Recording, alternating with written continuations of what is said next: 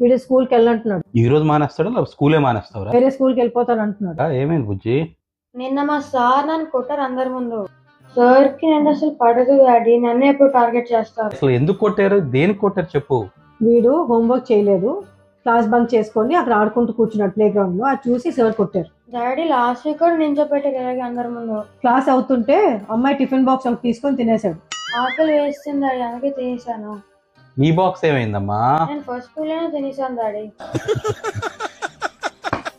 అన్ని నీ బుద్ధులే. డాడీ నువ్వు డిఏ కంప్లైంట్, పిల్లల్ని కొట్టకూడదు కదా. డిఏ డిఏ డిఏ అంటే డిఈఓ.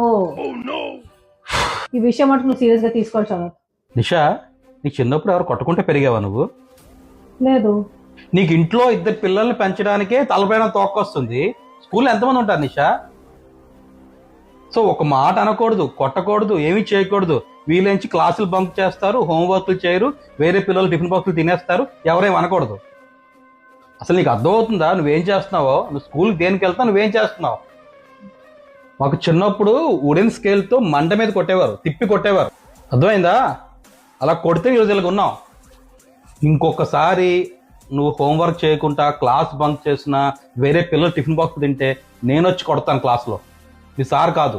గో వెళ్ళు స్కూల్కి.